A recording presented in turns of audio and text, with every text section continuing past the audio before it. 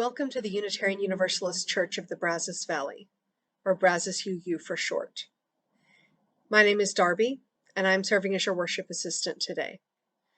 I come to this church because I believe that Unitarian Universalism can save the world, and I believe that we should all support things that endeavor to great things. We are a welcoming congregation, which means that we celebrate and welcome all people of diverse sexual orientations and gender identities. We also strive to welcome people across diversities of race, age, ability, immigration status, and belief. We're also a congregation working for reproductive justice. So whoever you are, wherever you have come from, wherever you are on life's journey, you are welcome here. We encourage everyone to visit our website, brazos-uu.org. During this time of pandemic and in the midst of our planned building project, the website and our weekly services are our church home. If you might like to contribute your musical talents, if you have a great story to share about your life's journey, or if you have a passion for social justice, we would love to hear from you. If you're interested in getting involved, you can find opportunities on our website. To learn more about our community and what is happening, you can join our email list and our monthly newsletter, and you can find us on social media by searching UUCBV.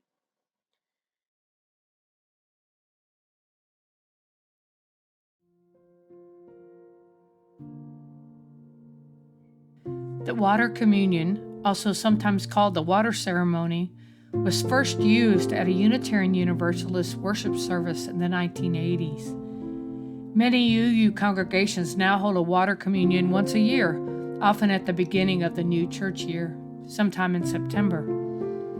Members bring to the service a small amount of water, if we're in person, from a place that is special to them. Because we're doing this virtually, we're using photographs today. Welcome to our service.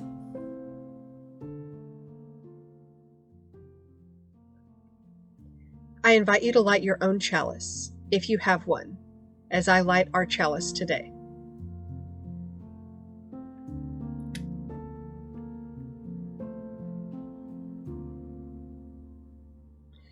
Please say our chalice lighting words with me. We light the chalice, the symbol of our Unitarian Universalist faith, as a beacon of hope for all who seek justice, dignity, and compassion, and in celebration of the life of truth and meaning we share together.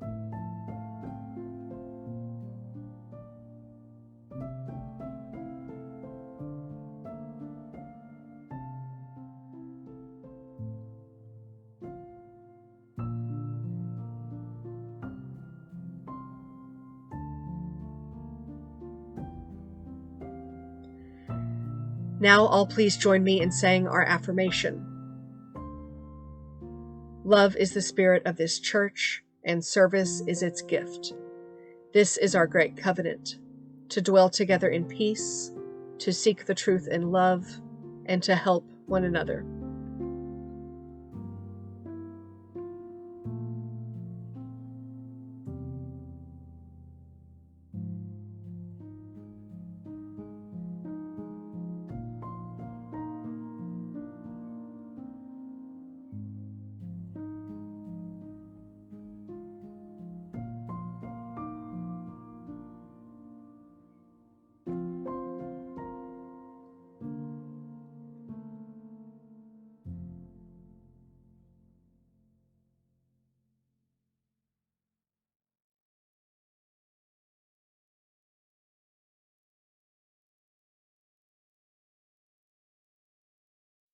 This joy that I have, the world didn't give it to me. Oh, this joy that I have, the world didn't give it to me. Don't you know that? This joy that I have, the world didn't give it to me.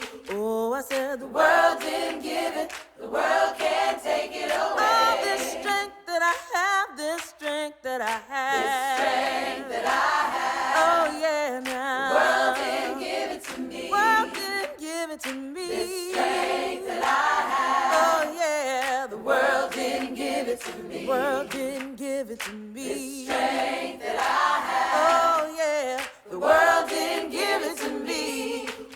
I said the world didn't give it, the world can't take it away. All this love that I had. This love that I had. Oh yeah, now. The world didn't give it to me. The world didn't give it to me. This love that I had. Oh yeah, the world didn't give it to me. Don't you know that this love that I had, yeah, the world didn't give it to me.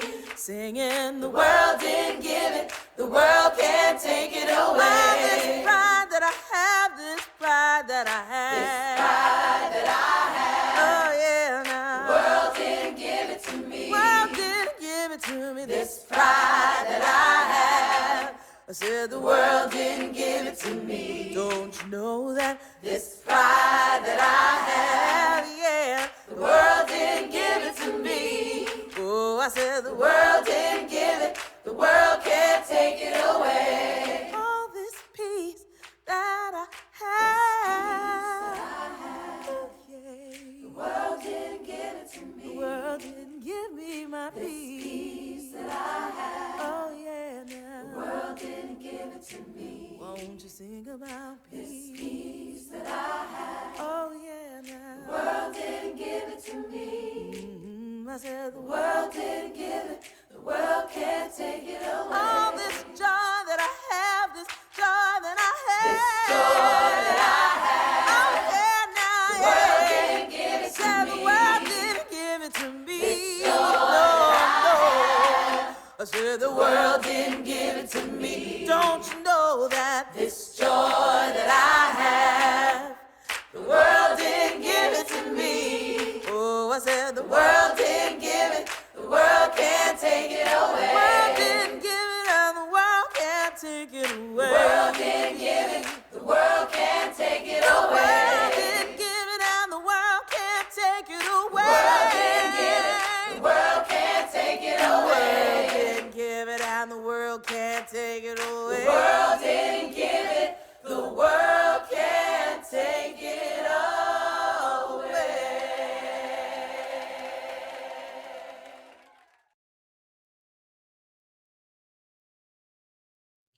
Our time for all ages this week is called "This Little Stream Called to the Sea," and it is a Sufi tale. Once there was a little stream that dreamed of flowing to the sea. The stream started in an aquifer, a huge pool of water underground, but the call of the ocean was so strong that the stream pushed its way through nooks and cracks, up through the earth until it burst forth into the air and began its journey toward the sea. As its waters bubbled to the surface, they ran down the hill, carving the stream bed into the earth. Sometimes the stream babbled as it traveled. Sometimes it gurgled. Sometimes it roared. At times, the stream traveled alone. Its waters were so clear you could see the pebbles that lined its bed. At other times, the stream ran through great lakes or tumbled over a cliff or joined other streams to form a river and then split again to travel alone. But always, the little stream yearned to flow into the sea. Sometimes the stream would run fast and deep, eager to reach the sea. Fish swam in its waters as it carried them swiftly on its journey. Sometimes the stream would grow wide and slow, and it would carry boats on its back as it continued its journey. But always, the little stream yearned to flow to the sea. One day, just as the call of the ocean seemed to grow a bit stronger, the stream found itself growing sluggish. Its waters grew thick with mud until sadly it pooled into a brackish mud hole right on the edge of the desert. "Woe is me," thought the little stream. "Now I'll never get to the sea." It tried going around the desert, but the desert was too wide. It tried going under the desert, but the desert was too deep. Still, even with a little mud in its ears. The little stream heard the call of the ocean and yearned to flow to the sea. After what seemed like a long time, as the stream just pooled there in the sun, it began to hear a second voice. "I can take you to the sea, little stream," whispered the wind. "Come with me. I'll carry you to the ocean shore."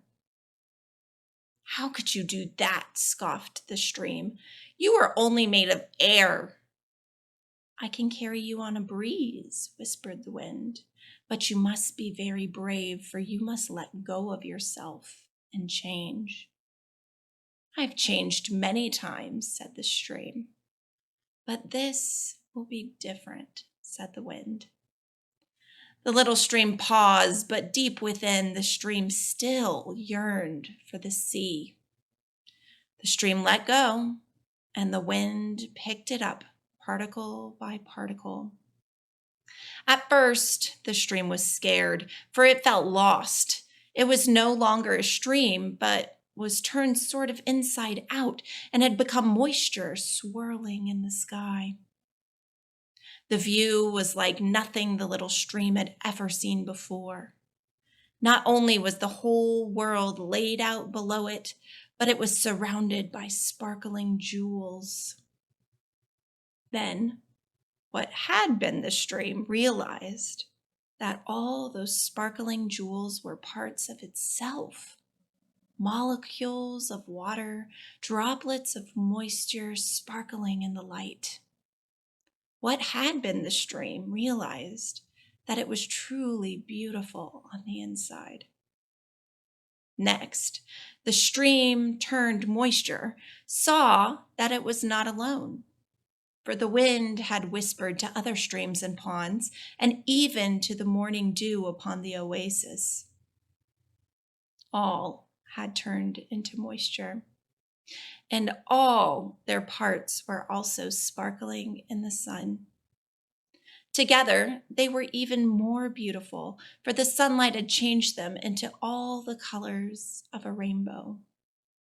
Then the little stream turned rainbow, felt itself falling and falling and falling. All the other droplets were falling too, until drop, drop, drop. All the droplets ran together and created a mighty river which rushed down the mountainside, across a coastal plain, and into the sea where the waves pushed it back and pulled it forward, and the currents carried it far out into the pulsing depths. The little stream was content, but I understand that every now and then the wind would breeze by, whispering to the currents in the sea, "Come with me, come with me." And then that moisture would rise up into the wind and be carried away to start all over again. The end.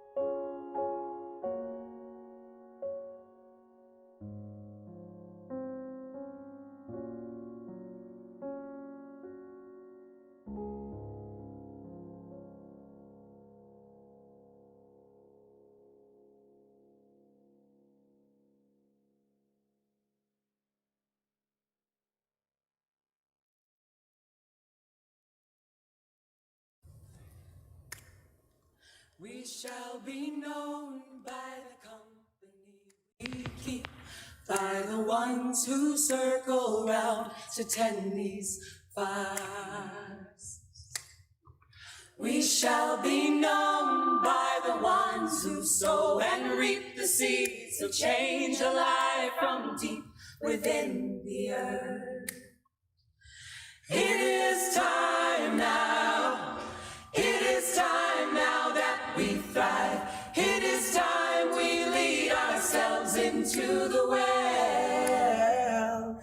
It is time now, and what a time to be alive. In this great turning we shall learn to lead in love. In this great turning we shall learn to lead in love.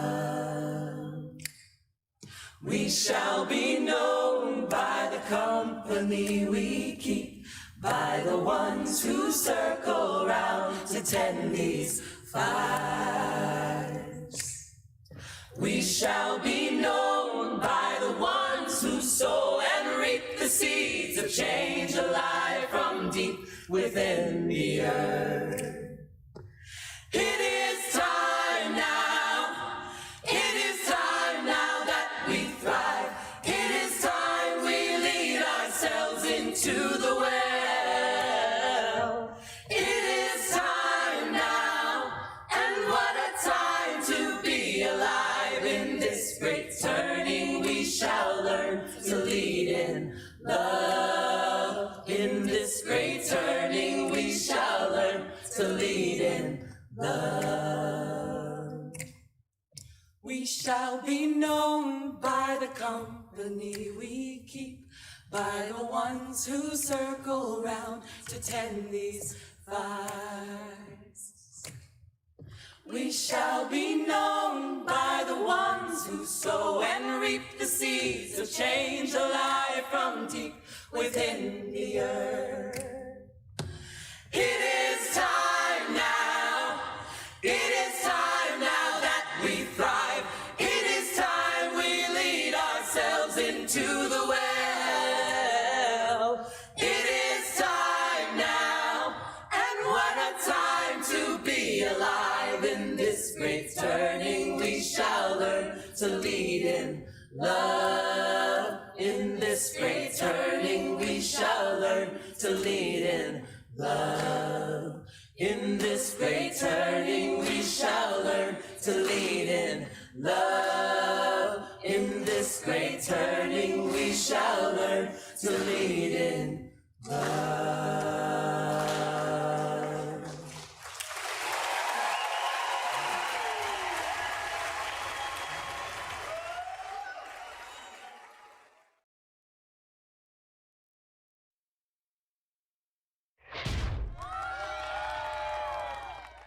My name is Bernard C. Jack Young, Mayor of the great city of Baltimore. Imagine life without a reliable water supply, sewage, or wastewater treatment. You'll probably agree that access to clean, safe water is a human right, right? So why don't our elected officials seem to prioritize it? The federal government is investing way less in water services than ever before, thanks in part to the efforts of the private water industry. But water is a public good that relies on public funds. So, many cities across the U.S. are facing significant water woes. Short on dollars and stuck with aging infrastructure, these cities have become vulnerable to corporations that swoop in with promises of new pipes and better services for their residents. All these cities have to do is turn over control of their public water system to a corporation that will run them with little oversight. What could go wrong? A lot, as it turns out. Corporations offer a variety of privatization schemes, promising they'll save city money. But when water is privatized, water bills are often much higher than local government-owned utility rates. Corporations say they'll invest in our system and their service will improve. But cost-cutting to maximize their profit makes that impossible. Many systems experience frequent main breaks, service disruption, and even the drastic downsizing of workforces, meaning fewer jobs and people to keep things running safely. And those with the least ability to pay, they're hit hardest by water privatization. Higher income communities tend to have better access to services because they can afford rising rates, which only heightens inequality. And what happens if a city wants to break free from a deal gone awry? They often have to buy back their own infrastructure or pay millions of dollars in termination fees. But it doesn't have to be this way. Cities across the country are finding innovative new ways to publicly manage their water system so people come first, not profits. Like Philadelphia, where 40% of households were unable to pay their increasing bills. They implemented something called a tiered assistance program, where residents pay a price that's relative to their incomes. Now residents can afford essential water services, and their infrastructure gets a much-needed investment without turning to profit-driven corporations.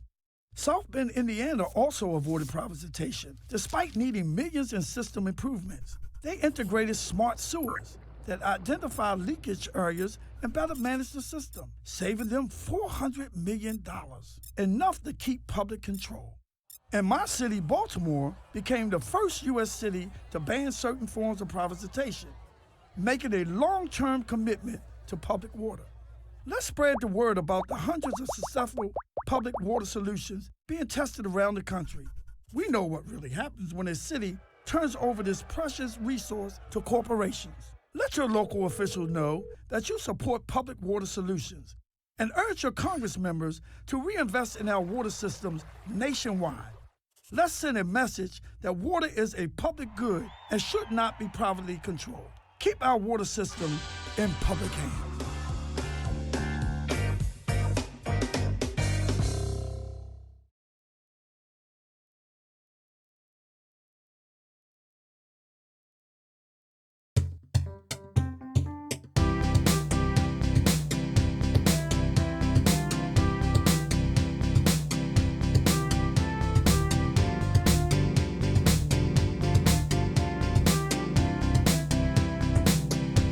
The rivers of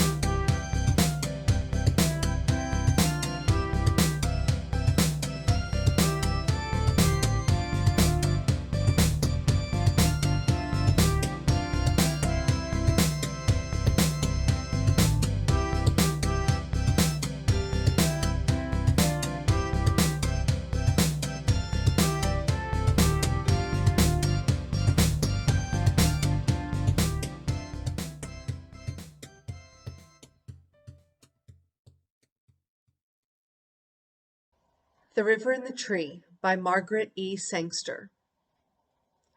You are white and tall and swaying, sang the river to the tree, and your leaves are touched with silver, but you never smile on me. For your branches murmur love songs to the sun-kissed turquoise sky, and you seem so far above me that I always hurry by. You are laughing in your shallows, you are somber in your deeps, and below your shining surface there's a heart that never sleeps. But all day you pass me, dancing, and at evening time you dream. And I didn't think you liked me, sang the birch tree to the stream. So they got a bit acquainted on a glowing summer day, and they found they liked each other, which is oftentimes the way. And the river got so friendly and it ran so very slow that the birch tree shone reflected in the water down below. If we were having worship service in person, this is the time that we would pass the basket. This church shares the proceeds of the offering plate donation every week to support important nonprofit organizations with which we work. This month, we are proud to support the Confronting Our Racism group, or CORG.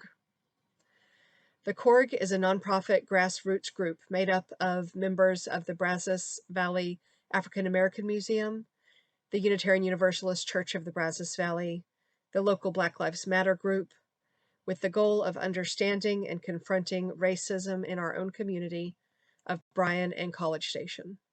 Please be as generous as you can. If you wish to make an offering, you can mail your check, or for your convenience, you can donate online. Our homepage at brazos-uu.org, you can find our mailing address at the bottom, and at the top, you will see a Donate Here link. The link should also be showing up in the chat box now.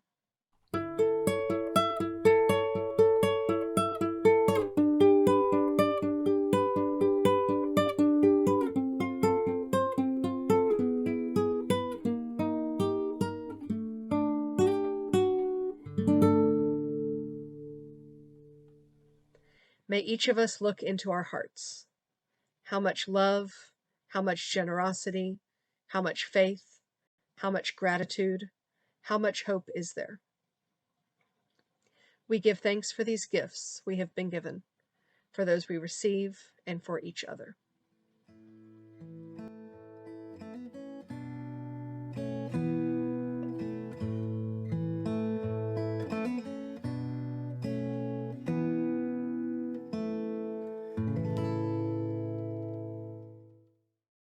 Today's benediction is called An Affirmation of Hope by Loretta Williams.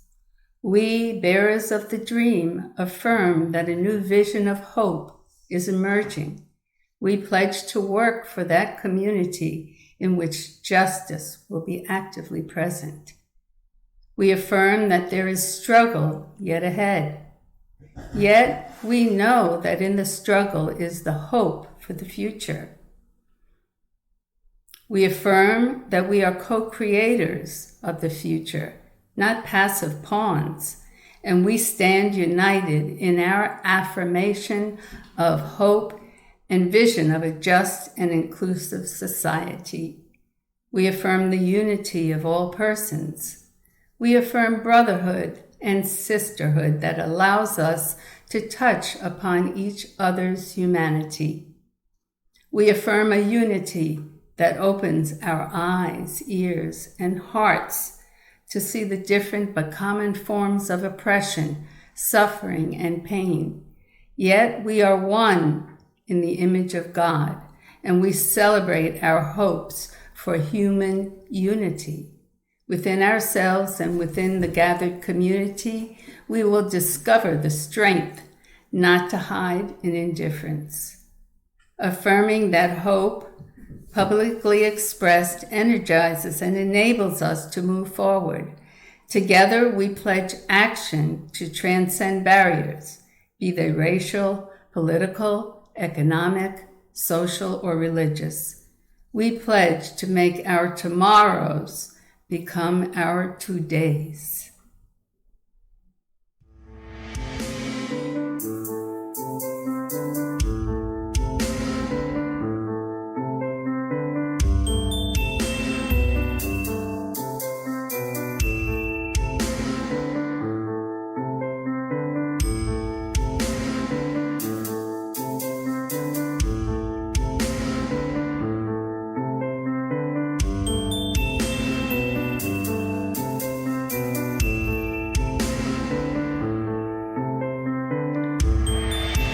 Breathe with me into the beginning.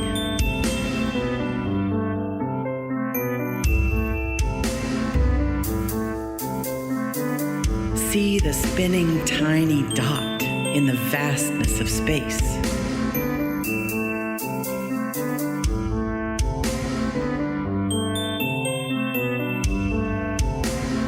On its surface, water and fire kissing, hissing.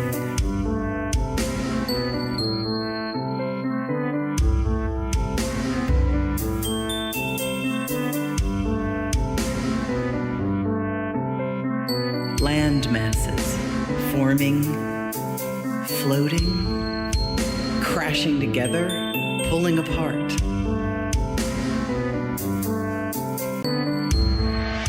Their names are Arctica, Baltica, Atlantica, Nina, Rodinia, Pangea. Come back to the water's rush. Come back to the hush of your soul at its beginning.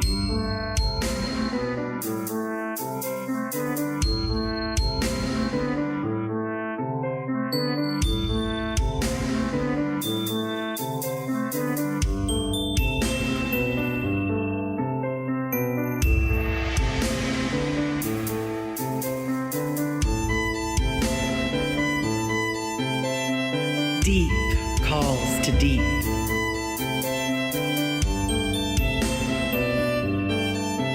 The blue pearl floats in infinite space.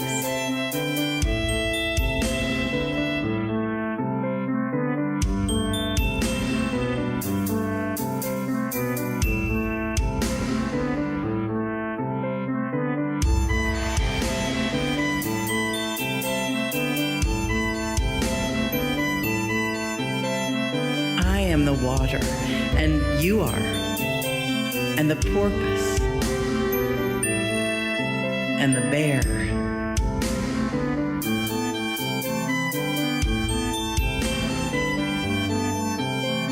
The tulip is water, and the maple, the cloud, the lake, and the lion.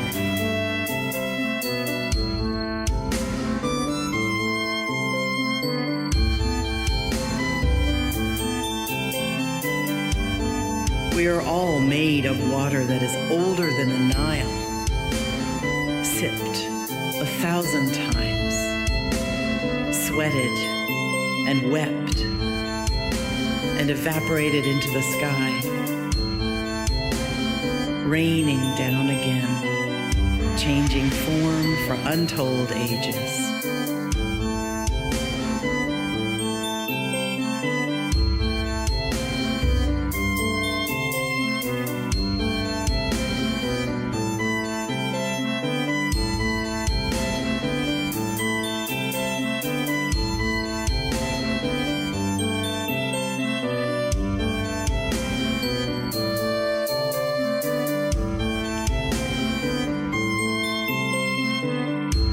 Will you be a puddle that reflects the sky? Will you be on an otter's tongue? Will you dissolve into the sea in the end? Will you always be in the end? Will you always be?